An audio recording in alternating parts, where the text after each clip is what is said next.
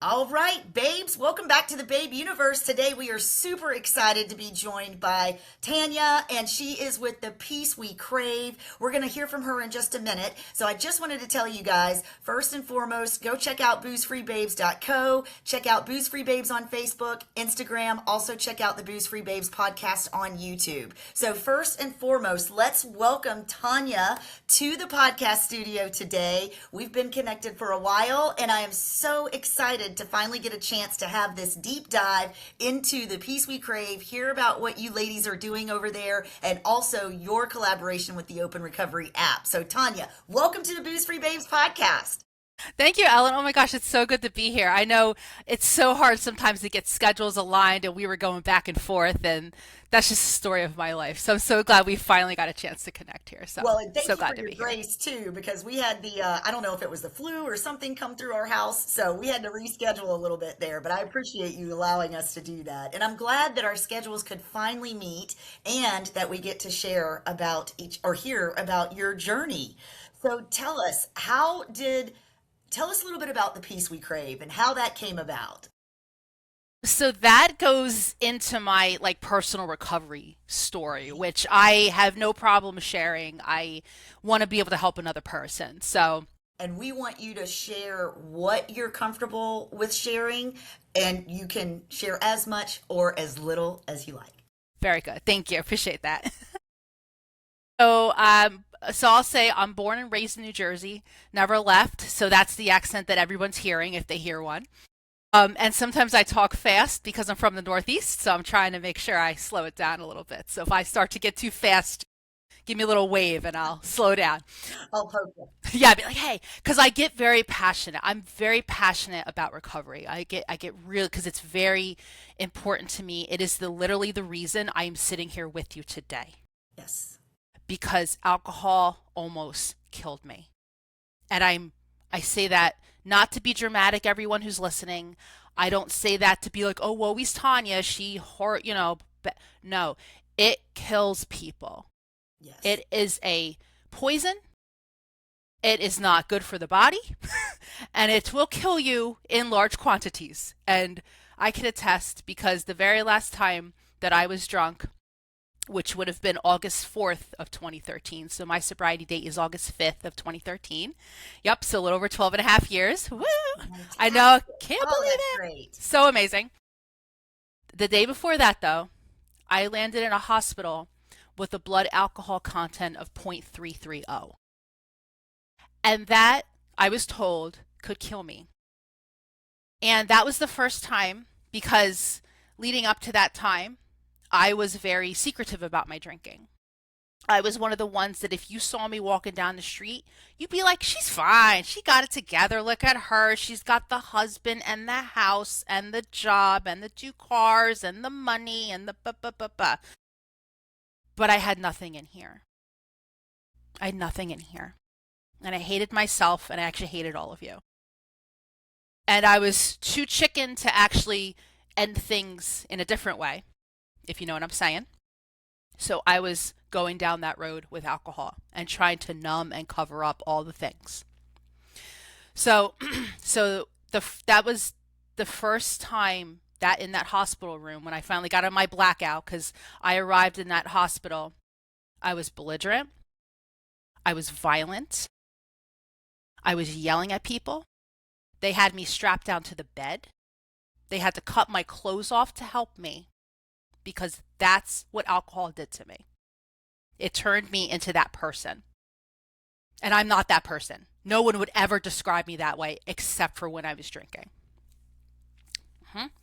So I'm there and I come out of my blackout and I'm obviously my personality changed. So the whole room went, okay. I saw the whole Thank room God. take a breath and I was Oh, like, thank God. Tanya's back. exactly. They're like, oh gosh, she's not that crazy.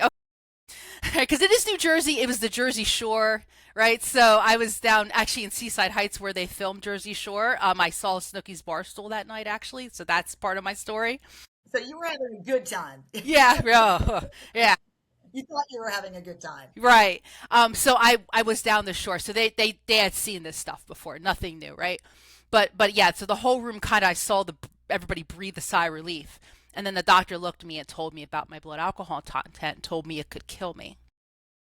And she just looked at me with a really very serious face. And I had never had anybody look at me and say that to me, ever. Because people were just like, again, she's got all the stuff. She's fine. Like, whatever. So that was it was a really pivotal moment. And I'll tell you what I thought. And there were two thoughts that came to my mind when that happened. After she walked away, everybody left the room to kind of let me be because they didn't have to really help me anymore, right? Yeah. And they wouldn't let me leave because it was still too high, right? So there's that. So I'm sitting there and I go, and I had like I call it my fluorescent, I can't remember say white light experience. So it was a fluorescent light was up there and I was looking at it and I was like, something brought me back. And then I was like, I can't do this anymore. And then my third thought was, that's really stupid. Why would I think those things? That's me. That's where I was at. But that was a really pivotal point. So I have to say too, last year, me and my husband celebrated 20 years of marriage, but I do not have 20 years of sobriety, right? So, and we've been together a little over 23 years. So we got together and we were 19, little babies. So we've been together this entire time. So he's seen this whole progression, right? And he's still here, which is a testament to him, and also the lot of the work he does personally. He can have half a glass of wine and throw the rest away. He doesn't. He's not at all like I am. Yeah, as some people, or an earthling, as some people might say. Yeah, it just doesn't affect him. And he's also tried every drug in the book and it's never affected him. He just doesn't have that thing that I have. And I like to call it like it's like a light switch in my brain.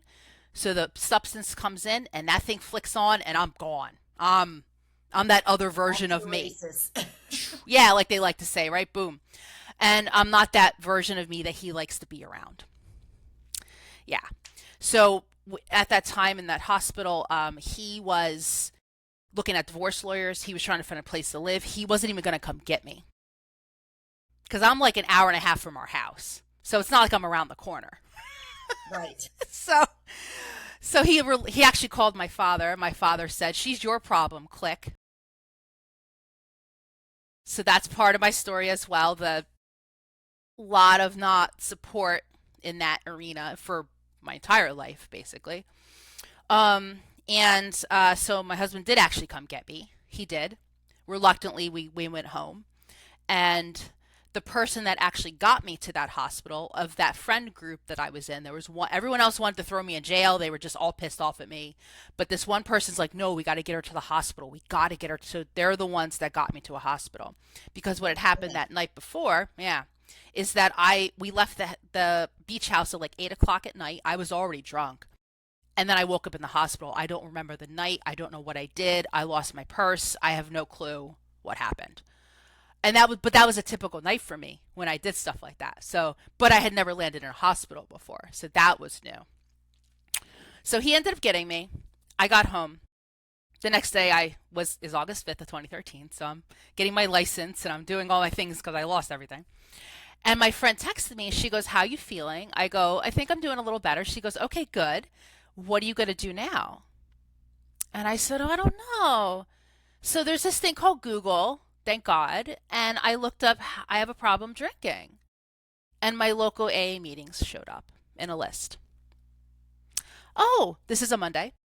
Saturday, there's a meeting at 7 in the morning. I can do that. That fits my schedule. Like, I'll just go and it'll be fine. And then whatever. And she goes, "Oh, great. That sounds good." So then every other day that week, she was like texting me to make sure I went. So she's also a normie, but she was dating somebody in recovery at the time. So he was telling her all the things to say. So what a blessing. I call it one of my angels. Yes. One of my angels in my life is that woman. And so I ended up going to that meeting. 5 minutes from my house, right? No excuse. Walk in there. I don't remember what was said. I don't remember. I just remember I cried the entire time because I finally heard people speak from in here. And I finally heard the language of the heart, as they say. and I finally felt connection with people who truly understood what I was doing. There's a beautiful group of women in that meeting who I'm still connected with to today. I go to that meeting to this day as regularly as I can. And those are some of the most important people in my life. And the person, because if people don't know, when you go into a 12-step room, a lot of times they give you like a 24-hour chip or something like that to be like, hey, here's your, if you want to drink, they say put it under your tongue, and if it dissolves, you can drink or something. It doesn't, by the way. Not heard that, But but it that's hilarious, actually. it doesn't. Just so you know, it's disgusting if you do that too. I actually did try it because that's where I was My at. hands have been on that white chip. I just want to know. Um, and then um, so the person that gave me that chip was this guy, and his wife has been super critical in my life as well, and has been with me since like 2 months in. She does like yoga, recovery yoga kind of stuff, and yoga for sobriety, and I've been with her since October of 2013. So like I've just have these people in my life, and she's 10 minutes from my house. So it's like I have this network of people, like so local, and they all have long-term recovery. So they were sober the whole time I was drinking, and they're there, and they're still there. A lot of them are still there. And it exactly. Wow. I can walk into any local meeting and I pretty much know somebody. So they all know like I'm not new. Even though I don't go to all of them all the time anymore because my recovery has expanded outside of 12 step. I go to many, many different things. So we did talk about open recovery at the top. Um, and I found open recovery. I think they reached out to me because I guess they found me with my Peace Through Crave stuff. I'm not sure, which I'll get to that. And I had a beautiful conversation with them, and all the possibilities there. So I did start a little community there, and I find those types of apps and that type of support. Everyone today, please, whoever is listening to this, I don't know who this is, but please take advantage of these things. Because when I first got sober 12 and a half years ago, these didn't exist. I had I had options, but they were limited to certain things. And I have to say, and I've said this on other podcasts and things, and I'm not embarrassed. I'm almost happy that the pandemic happened because it changed the recovery community to now be more online and to be able to reach more people. Totally accessible. You're absolutely right. Yes, the accessibility of it like just exploded. And it was the best thing that could have happened for the recovery community, in my opinion. Not that I wanted it to happen that way, but the effect of it has just rippled out. And it's why me and you can connect. And it's why we have that open recovery app, and why I can probably mention I'm also involved as She Recovers, and I've done any other recovery program anybody can think of. I've probably been to one of those meetings at some point because I'm a seeker and I like to see what works for me, and I take all those things and bring them in, which is why the Peace You Crave is so cool, because it's like all the stuff that worked for me in my recovery is what I bring in. So I bring in like energy healing work is huge for me. Meditation is huge for me.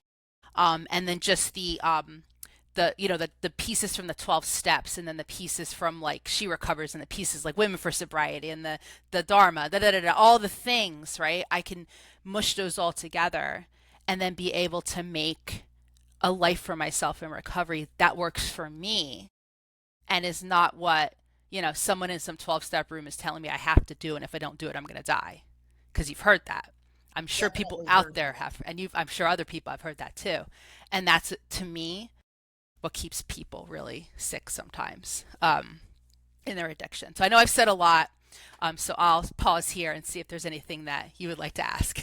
Well, I think it's fabulous that you talk about the multi-pathway approach, because Booze Free Babes, we lean really heavily into that multi-pathway approach. We, support Women for Sobriety, we support Dharma Recovery, just to name a few that we've talked about in our group. But it's important to meet people where they're at, right? And I got CPSS certified a couple years ago. And so during that process, I learned about a lot of these other pathways, and that kind of led to the mindset behind Booze Free Babes, meeting people where they're at, and also being a resource hub to share different pathways so that if you're not into 12 steps, that's okay. There's other ways that you can go about it. And I was in a meeting last night, and I have to share this because it was the coolest thing. I met somebody new and they were newly sober, and she said, "Well, I got sober on the Reframe app." And I was like, that is so cool. You're like the second person that I know that did that. And my own journey aligns with the pandemic as well, because during the pandemic, I always tell people this. If you go on Instagram or Facebook or TikTok or whichever platform you support, if you go on there and you like one recovery post or a couple, your feed will be flooded with recovery content. And I am so grateful for that. What a blessing, because that's exactly what happened to me. I was very aware of Favor Low Country is our local chapter, but I was very aware of Favor, Faces and Voices of Recovery, for those that don't know that acronym. That is. And so I was following them on Instagram. And that just led to more content and more seeking on my part, because I'm also a seeker. I want to, understand deeper knowledge. And my pathway was subconscious integrative therapy. And then that led me back into the rooms of AA, which I'm really super excited about, which we talked about a little earlier. But anyway, so tell us, I want to hear about the peace we crave and your community. Oh, but before you share about that, I have one more question. I've been following Yoga for Sobriety for a really long time because I wanted to get her certification. Is that the same chick you're talking about? Yes, ma'am. I have all of her certifications. I'm actually one of her ambassadors. I actually, there's a module called Meditation for Sobriety that I actually wrote with Gwen, and I have that on her website. Yeah. So that's the woman I've been with since she started Yoga for Sobriety. I've been in her classes ever since. She lives 10 minutes from me.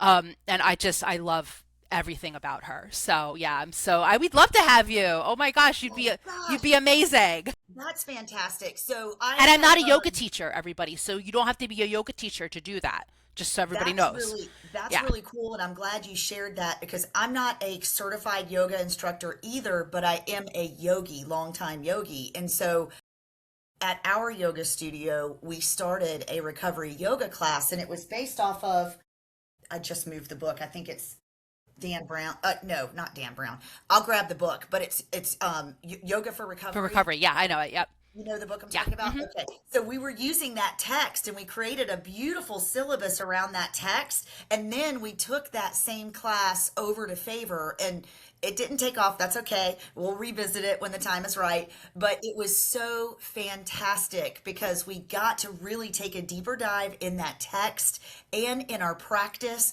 and implement that into our bodies. And so I wasn't trying to like snag Yoga for Recovery's content. I was just like, I want this so bad here. How can we recreate something like it? And the coolest thing about this podcast is that I have been able to meet really amazing women like yourself all over the freaking country. You know what I mean? And globe, really. But like, it's just opened up so many doors to amazing conversations. So, thank you for bringing that loop full circle for Yoga for Sobriety. I got to get her on the podcast. That'd be so great. Oh, it'd be so good. And I want to also touch on too, you mentioned Reframe.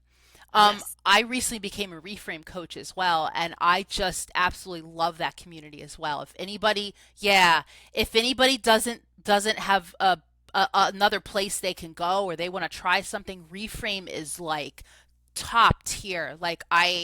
I'm able to use it as like a user too, and I see all the content, and I'm like, if I had this when I first got sober, I mean, oh my gosh, I probably would have like skyrocketed my Yeah. sobriety really fast, instead of very slow going kind of recovery person. Like, I'm like, let's try a thing for like a year.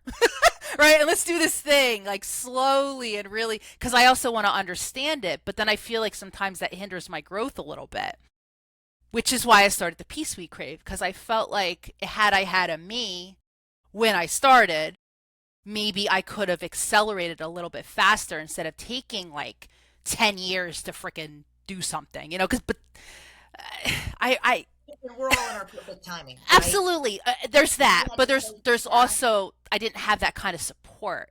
So I think there's so much more support now, and it's so all over the place, which is great. It's everywhere, instead of like where I was at, where it was like a few things and maybe therapy and like, and if those didn't work, it was kind of like, So basically, we're talking about the Reframe app and the Open Recovery app because you yes, have recovery in the palm of your hand. And inside those communities, inside of the Open Recovery app, there's also opportunity to attend different meetings. So, does the Peace We Crave, do you guys offer meetings inside the app? I don't, but I have meetings on my own platform. Right now, I'm going through A Women's Way Through the 12 Step book, the Stephanie Covington book, the 30th edition, because she updated it a few years ago. So I have a group that we go through that every Tuesday night. And I have a meditation, monthly meditation group as well. That's meditation for sobriety. So I don't have things specifically through. I got to figure out open recovery a little bit more, like on the back end. But I do post those meetings like in that app as well, so people can see. Because if you go in the Peace We Crave in that app, you'll find me, and you can find all my information and my website and all that kind of stuff. So Okay, yeah, good. Thank you for sharing all of that. And real quick, while we're at it, will you drop your website? I don't know how to do that. Oh, just tell us what it is. Just say Oh, it. it's thepeacewecrave.com. Thepeacewecrave.com. Yep. And I'll put that in the title and we'll make sure it goes into the show and notes. and at the Peace We Crave on any of your favorite social media platforms. I'm everywhere and anywhere, so you'll see me. Fantastic. And Yep. that'll be the title of this episode too, so people can find you. Beautiful. Thank you. All right. So let's chat about your community and what all kinds of things you do inside of your community. I know you shared a lot about a bunch of different pathways and anything else that you want us to know. Yeah, so yeah, the Women's Way Through 12 Step group has been really amazing. I again, the meditation classes I've done, and I did those for Gwen for a long time during the pandemic. I was very much so online with all that kind of stuff. It was really fun. But I also have like retreats, so I do annual retreats as well because I think there's so much power you could have in a weekend like that, like a really transformative weekend, which is kind of what my upcoming retreat in April is. I feel like I'm getting into all my stuff like that, but that's okay. So I have it's just a weekend up in northern New Jersey. So if anyone's close or kind of close, or you want to make the trip, like I'm here. It's the second weekend in April, and we go. It's meditation, but I bring in themes from the 12 steps and like She Recovers and all these different patchworks. I call it my patchwork of recovery and all these different things that I do, and I bring in these themes, and we have really beautiful like all recovery meetings and really healing, really like I mean just getting really like into the stuff. And I have people that come to me with like a day of sobriety or like 30 years and like everywhere in between. So it's really inclusive of wherever you're at. I just ask that people don't show up intoxicated and stuff like that. But other than that, wherever you are is like you're welcome. And That's beautiful. yeah, and a That's lot of beautiful. I know, and a lot of people really like that. And it seems to be and it's a really beautiful place too. It's in the mountains in New Jersey. It's kind of pretty. It's an old building, so she has some charm and things like that. And you get a private room for like a few $100 for a weekend, which is insane.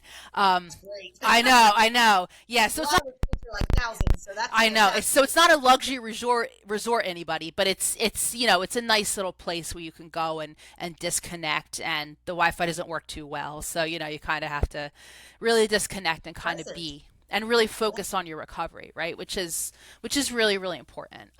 So I do that with my community, and I'm really just trying to get my community to do stuff because sometimes recovery, as you know, it's very fluid and things change and people fall in and out, and it's hard to sometimes keep the community going sometimes. So I've had a flux, like I had an influx of people and then things kind of shifted and now it's kind of going around again, and all that kind of stuff. I also started my business in like January of 2020, which probably wasn't the smartest time to start something. I think it's perfect timing. well well You had all that time to focus on it. Yeah, I did. That's true. So there was a slow start kind of in the beginning of things. So I'm still trying to get people because I don't know around where you are, but locally it's been hard to get groups back together after all that stuff as well. It's starting, but it's still kind of tough sometimes with people and things. So I think that people just realized that they could do so much online, and so they just choose to do that. And I gotta share.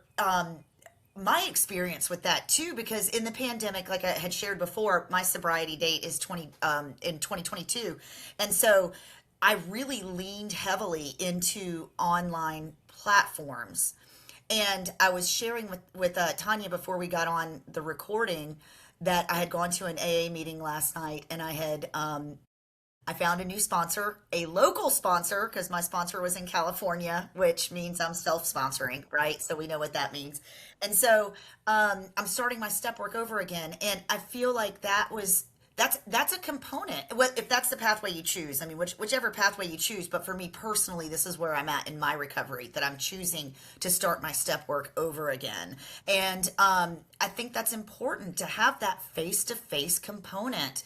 I'm a high I, I'm a projector, I'm all these things in human design and everything else. And so I need that human connection for me personally, because I'll sit here in this office from morning to night and just be a keyboard warrior. And that isolates me so much and it impacts my mental health. I have got to get out of this room, house, and into the world and really show up in my recovery. And I feel like a lot of times I can hide behind this keyboard and put on a really good face. But it's when we go into rooms like that, or when we show up for retreats or show up within the communities that we're creating on a local level, that we really get to see our recovery in action.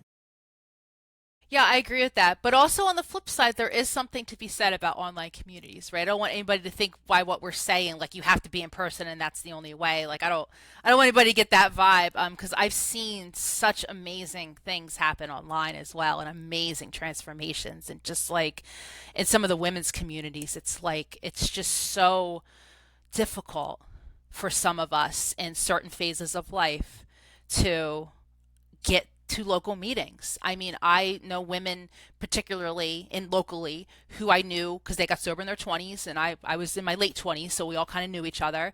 I was already married, so and I've chosen not to have children personally. It's a personal choice, so I don't have that thing going on. But they do. They've all had kids, and they're doing that, and I don't see them anymore.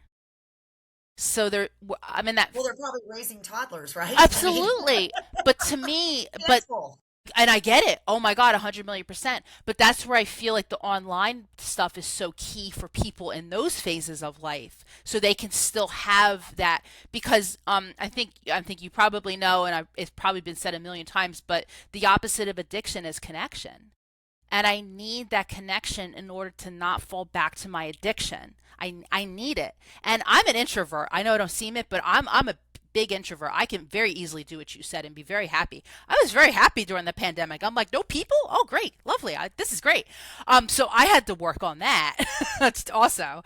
But I was still able to connect virtually with people. So I'll say as long as you're connecting in some way, please, please, please do that.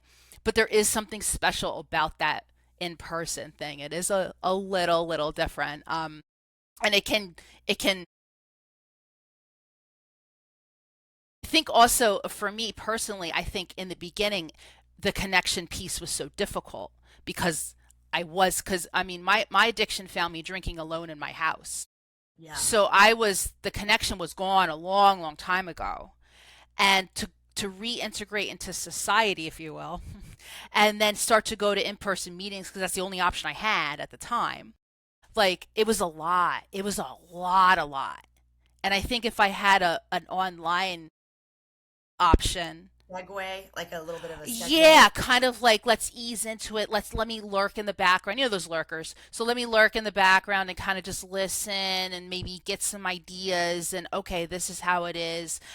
That might have helped my introvert self kind of get, and then maybe I share on the online, which is not easy to do. It's hard, right? It's not everyone can do that right away. Some people can, and that's not me. Took me a long time to put my hand up, right? That's not me. So I think that might be a good like way for people to kind of edge in. So reframe, open recovery, all this stuff we're talking about is the really great stepping stones if you're not ready for that in-person connection yet. But it's got to happen. It's got to happen because at some point you're gonna. I almost felt like I kind of I feel like there's been plateaus in my recovery. And it wasn't until I sought out different things that it started skyrocketing again and going up. Because I like it to be exponential, like curve, right? I like to keep going up. I don't want to go back down, or stay static for too long. So I did have to do in person, and I did have to kind of switch things up, and actually also start almost like forcing myself to go back to online meetings because I was locally, I was like, oh, okay. Then I was hitting that plateau again. Oh, I need some new ideas. Let me go to a meeting online that's in California. Let me get their ideas. Oh, okay. And then it kind of all gets exciting again and all that kind of stuff. And I get Yeah, ideas and that's things are good. And yeah. what's fascinating is that we have those tools, right? And we have those options now. And so it's really easily accessible. And, this, I don't mean to get off on this tangent, but like this younger generation, they're not really, you know, leaning into drinking, which is, thank I goodness. can't believe it. It's amazing. Good on you all if you're listening. Oh my Yeah. gosh. Yeah, it's phenomenal. Like our my stepdaughter, she does not drink, she doesn't do drugs, she doesn't do anything, and I'm like, girl, I would mean I was living it up when I was your age, but you know what I mean? Thank God, but so anyway, it's just a really beautiful transition to see in the evolution of our society. I feel like things like Naked Mind, um, Quit Drinking Like a Woman. Books like that are getting a lot more exposure and people are talking about it more. You're hearing about it on the Mel Robbins podcast. You've got all these people coming out and being very open and vocal about their decision or their choice to eliminate alcohol from their lives. And then that opens up a doorway to be something else. And that's how my journey kind of started too, right? Like I started out like, okay, I'm just going to eliminate alcohol. And then it was like, okay, well, maybe you need to take a look at your marijuana use too. You need to eliminate that as well. For me, that was my journey. Maybe other people can do that. I just know for me, more is more. I mean, it could be anything. It could be caffeine, it could be food, it could be, I have a you huge know, water bottle. I just gotta have more, I just gotta make sure I got enough. I don't know. But it's just funny, I guess, how we're wired. But I really appreciate you sharing with us about your community. I love knowing that you're on the Open Recovery app. And so the Open Recovery app is really cool because it has a couple of different pathways built inside of it as well. You can do step work if that's your jam. There's also Smart Recovery, which we haven't really touched on. And then there's also self discovery, which is really cool because if you don't want to do any of that, there's always something that you can discover about yourself, right? Oh yeah. And the AI on there is pretty interesting too. The Kai or whatever it is. 'Cause I don't know. I don't know. Me and you are a little older, right? So AI, it's like, I don't know. Maybe the young kids are like, AI is fine. I don't know.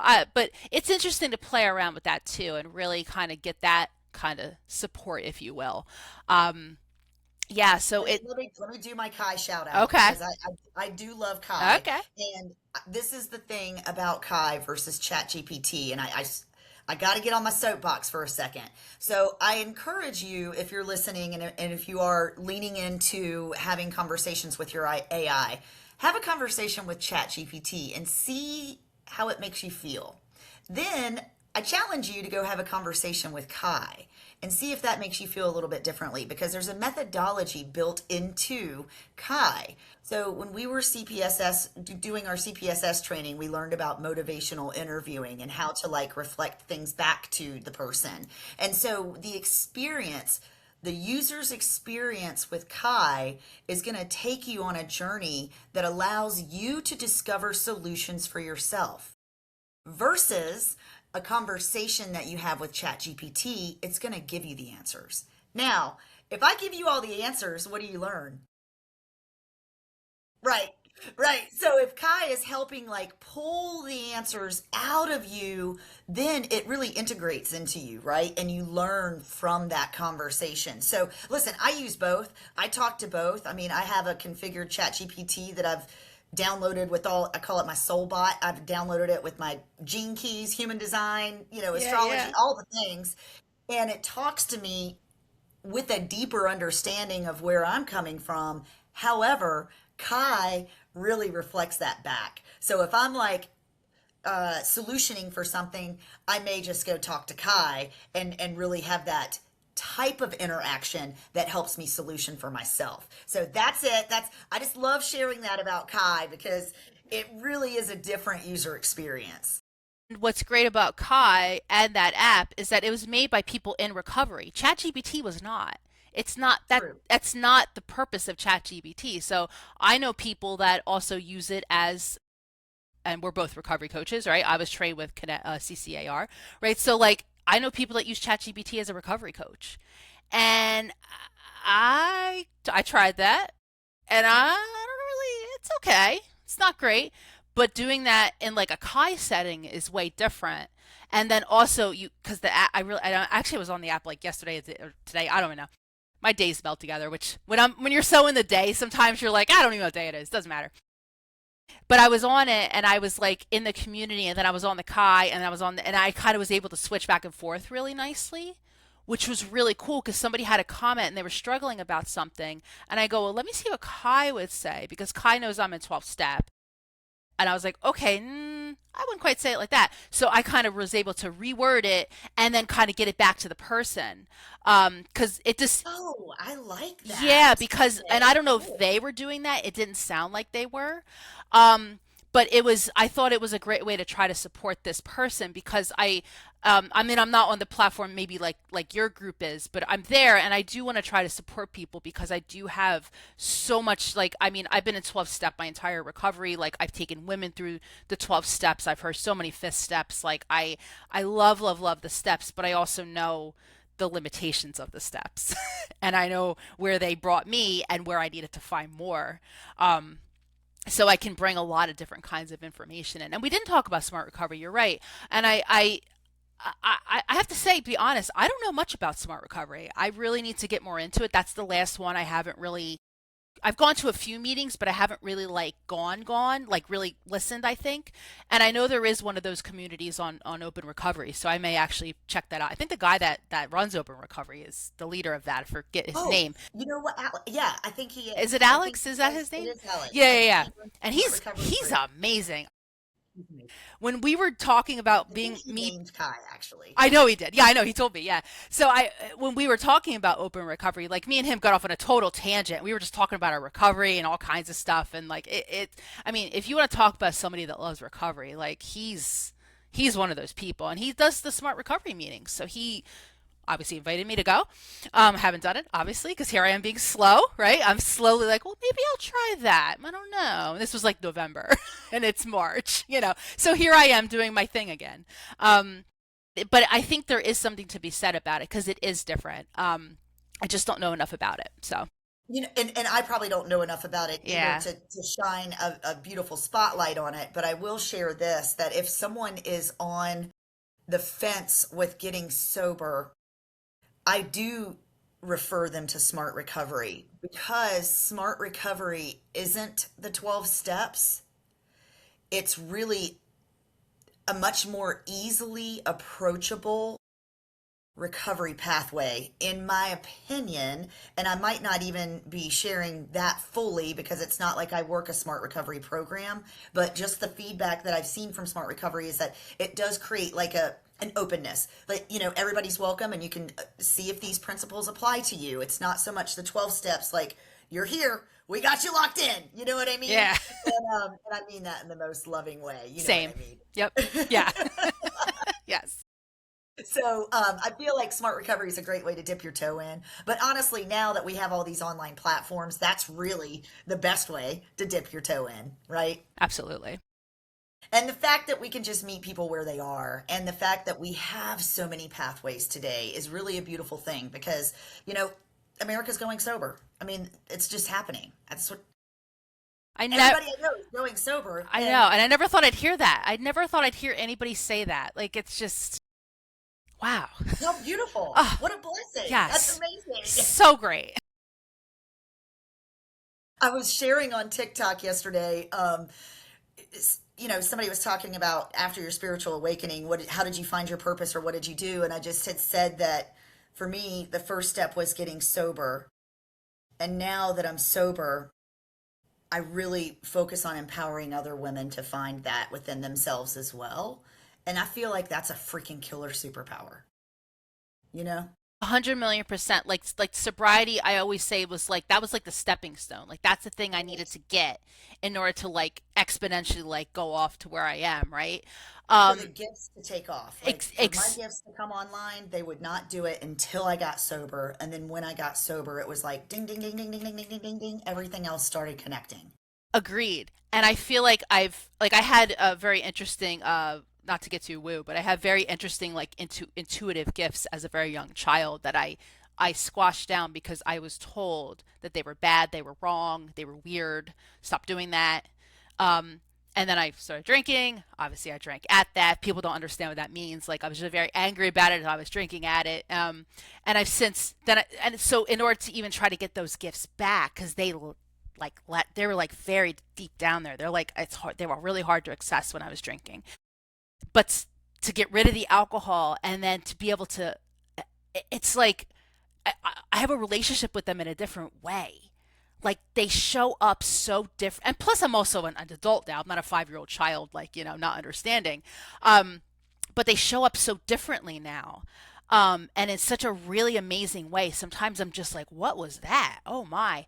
Like, and it's just, it's so, because I'm also, that's why I do like 12 step, because I am a very spiritual person. I do think there's something bigger out there. Do I know what that is or have a name for it? No. I just know that something's guiding me, and something was guiding me, just like you were saying, to help other people truly become empowered. My program's called Thriving in Sobriety, so I really want to try to see people thrive in their recovery, because I know when I thrive in my recovery, it's like I'm just like I'm just like a beacon of light for the world, and I don't mean that in a pompous or egotistical way. I'm just people just look at me and they go, "What is it about you? You're so like." What is it? And it's in the 12 step word, we talk about attraction rather than promotion. So I have that attractiveness, if you will, which is not the best word in the world. We love Bill Wilson. Good job. You tried, Bill. You tried. You did a good job in 1935. We get it, right? Right, Yeah, exactly. like okay, you tried. Yeah, we love you. But that it is an attractiveness. Like when you have that I don't know if they call it the if factor, that thing, and people go, I want what you have. What is that? It's that light. It's that light. Like I feel like you put off something, and it reminds me of that analogy of like where you have the matchstick in a room full of people, and like if you have one light, how much that, like the light in darkness, how much that shows up in a space like that, and it brightens up the room for everyone in the room. And so it's important that we speak about, for me, let me say for me, I feel like it's important for me to speak about this, because I know that the more I talk about it, the more people it impacts. And so, and it's not all perfect, right? There are definitely days that I'm not showing up perfectly or at my best or whatever, but that's part of the journey, man. That is part of the journey. I remember when we first started the Facebook group, I'd go in there and I'd be crying on video and stuff. And I feel like that helped because people needed to see, it's not always rainbows and sunshine. Now, a lot of the times it is neon and glitter and all the cool things, but there are also days that it's not. And that's when we get to be there and rally around each other and just let each other know that it's going to be okay and that we're going to make it through this 24 hours. And then guess what? Tomorrow we get to choose to do it all over again, you know? And we have all of our tools that we learn in recovery. We have all these things to help us. Maybe it's not just reaching out. Maybe I'm taking a walk. Maybe I'm meditating. Maybe I'm listening to Tanya say something to me or Ellen say something to me. I don't know what it is, but there's so many things that I don't know about you. I'll speak for me, that I need in order to keep this thing together over here, because this stuff can fly apart very quickly and easily. And being emotional, like you said, because at the top before we started the recording, I did mention that I had just recently had a therapy session yesterday, and I hadn't had one in a while because my therapist had personal issues, because she's a human and had some things going on, and we just weren't able to connect. And I had a very emotional morning, and as I'm having my emotional morning over things that I am working on in therapy, because therapy, I love everyone. I love therapy. Therapy's great. It's amazing. We all need Yes, it. we all need it for something. And maybe you don't need as long as I've been in there, but I need a little help, right? A lot of help. Let's say a lot. um, and it's help outside of like something like a coach or like something like that, or like a 12 step. It's way outside of there. So I was just very emotional in the sense this morning that I was really grateful that I reached out to her, and instead of like floating away like I used to do, I was like, no, I need to get back to my therapy. I need to work on this really hard stuff because we're doing this really deep in there hard stuff. That's like from when I was 5, that kind of stuff. It's still in there and bothering me, and I need to work on that because I know it's hindering my light. I know it is. So I was just really happy this morning that I was like, I did that, and I was like, oh, and I was crying about some of the stuff I was talking about last night, and I was like, I need to cry before I get on the pod with Ellen, because I need to like get all this out so I can show up this way. And sometimes crying is what I do. That's one of my tools. Like, I am a crier. And I could see myself going in the Facebook group and crying and doing all that stuff as well, because everybody, that's where it is. That's sometimes Right. where it is. I just because I get sober doesn't mean I stop suffering, doesn't mean I stop feeling it. I feel more, which is a lot to deal with, but in a beautiful way, but also in a scary way, and all the things in between. But I choose to think of it as a really beautiful thing now when I have emotions versus like, oh, these are yucky, go away. Which is, that's a huge growth point for me. So the fact that I'm like, hey, I'm crying, it sounds weird to say, but for me, it's a really pivotal thing in my recovery to come to everybody here today with in a very emotional kind of place, but like in for a good way for me, if that makes sense. And we said, look, guys, I brought the Kleenex. We said we were going to be, raw and vulnerable because we both showed up this morning with like, okay, this is where we're at, and we're going to just roll with it. And what happens, happens, and how it lands on people is how it lands. And who needs to hear this, which I always believe this, whoever this message is intended for is who will hear it, right? Agreed. And it'll touch the hearts and the lives of the people that that it's meant to touch. And that's the way we've approached this whole thing. If we can be an example or a light for somebody else, then fabulous. I'd love to be that. And not me personally, but our community. Like if that's how we're showing up, then fantastic. And if it's not for you, cool. Keep it scrolling. Yeah, absolutely. Yep. It's just that simple. So. All right. Okay, guys. Now, one more time, tell us how to find you, where to find you. Did you have any offers that you wanted to share? I know you had mentioned the retreat earlier. Can we find that on your website as well? Yes. So thepeacewecrave.com, just how it's probably going to show up how it's written below, all one word. And again, just Google the Peace We Crave. You'll find me. There's, I made sure nobody had that name. So you'll find me right at the top. And also on social media at the Peace We Crave, anywhere you go. I have that retreat coming up in April. I have that weekly group, that Women's Way Through the 12-Step group. I don't know if we're gonna keep on that book. I might go to another recovery book. I'm not sure yet, but it's like a book study kind of group. So, but it's very open, very, all works and pathways are welcome. Whatever you want to, however you are, show up. And then also my monthly meditation, where I do bring in, it's meditation for sobriety. So there are elements of the 12 steps that I bring in. It's not a 12-step group. So there is other things I bring in, like chakras and things from yoga for sobriety and stuff like that I integrate into that meditation. So that's also a really lovely time. I can't wait to check that out. I'm going to so check that I'm out. excited. And then also, did you have a book or you're coming out with a book?